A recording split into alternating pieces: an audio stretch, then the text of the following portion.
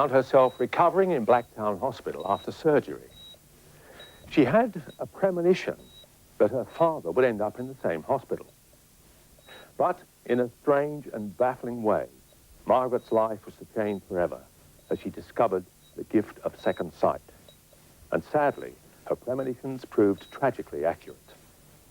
Find out her story tonight as we journey through premonitions, predictions, and dreams come true.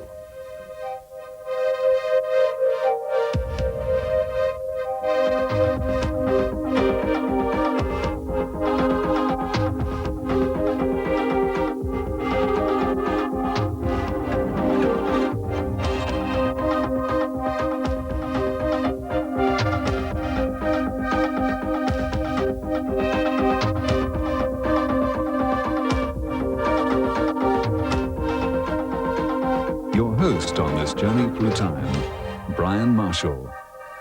Tonight we seek out the unusual and amazing events that changed lives and altered the course of history. Through the prophetic visions of people from Nostradamus, Jules Verne and Winston Churchill, to ordinary Australians. As well as looking into the past, we'll delve into the future to try and determine what the fates have in store for us during the next year and the years ahead. On our travels, we'll be joined by Georgie Parker, Andrew Blackman, and Sophie Hall-Michael. For the first step of our journey this evening, Georgie Parker takes us back in time to witness the turning point in the life of one of history's most famous names. In 44 BC, Rome was the centre of the known world, a civilization of gods, superstitions, and soothsayers. Government and the people would not make a major move without first consulting a seer. One such was Vestris Farina. A common method of foreseeing future events was examining the entrails of an animal that had been sacrificed to one of the gods. What Vestris perceived that day caused him the greatest concern. Caesar, today marks the Ides of March. Heed the prophecy. Predictions of death in the midst of this month. Vestris, calm yourself. Look. Noon is past, and I am still Caesar. The day is not yet over, Caesar. Julius Caesar, given the greatest warning in history, chose for whatever reason to ignore it. 1 hour after the final words of warning from Vestris Farina, Julius Caesar was stabbed to death. Foremost among the assassins was his friend Brutus. The Ides of March became synonymous with danger and deceit. Perhaps the greatest prediction in the world became fact. 1,000 years later, the Scottish tyrant Macbeth consulted local witches to find out if his adventures would be profitable. The witches prophesied success only until such time as Birnam Wood, the nearby forest, would reach Macbeth's castle at Dunsinane. Macbeth assumed the witches' prediction meant he would never be vanquished. But in 1054, Birnam Wood appeared to be advancing towards Dunsinane. The soldiers of Siward, Earl of Northumbria, won victory over Macbeth by approaching the castle, camouflaged with hundreds of branches lopped from Birnam Wood. The prophecy was fulfilled.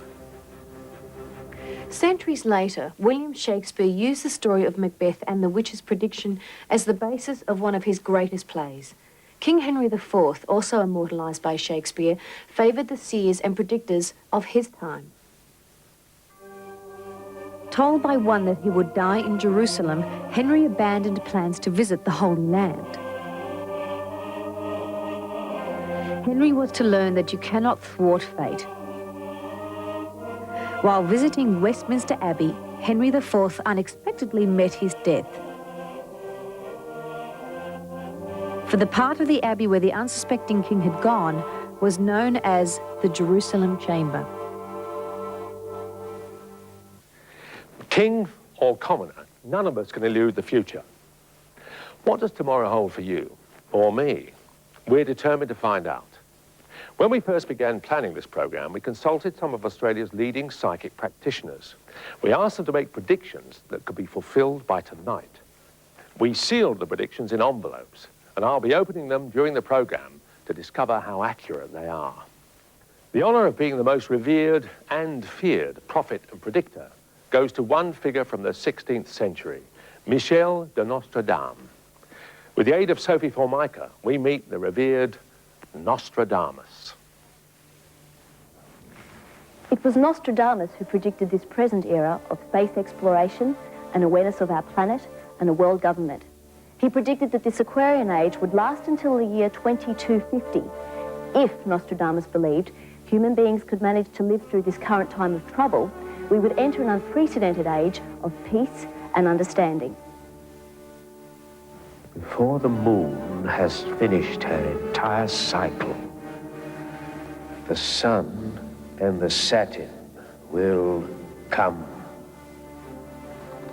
The end of the world does seem to feature rather heavily in many predictions, but in the case of Nostradamus, the year of the final cataclysm is 3797.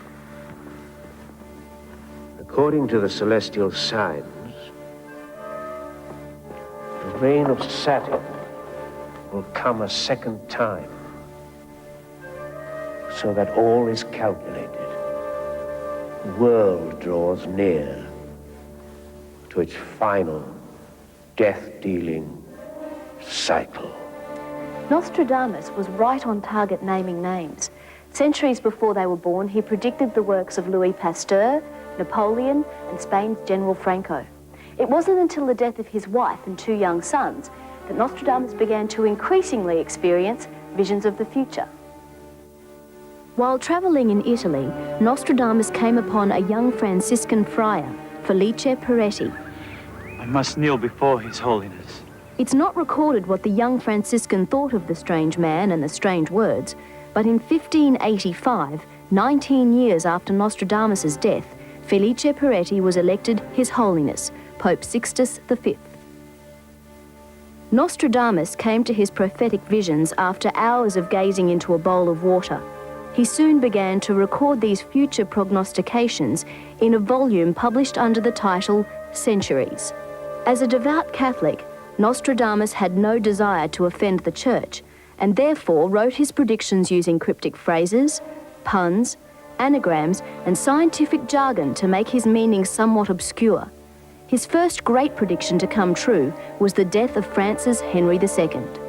The young lion shall overcome the old one in martial field by a single duel. In a golden cage he shall put out his eye. 2 wounds from one, then shall die he a cruel death.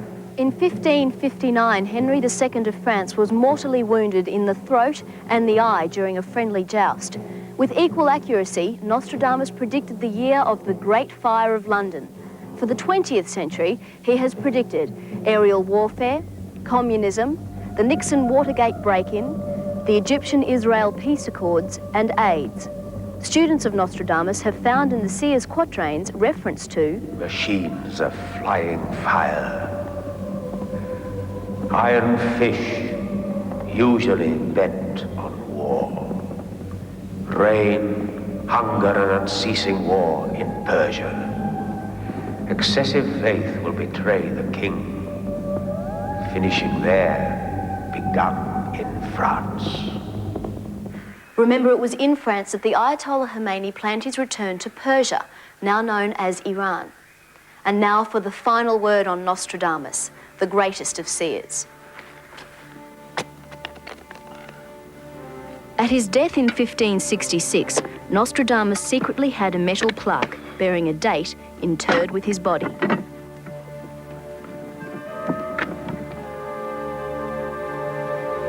Nostradamus's final prediction, the year of his exhumation, 1700.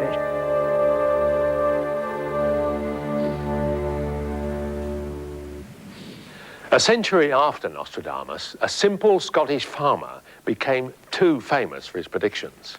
Our storyteller is Andrew Blackman.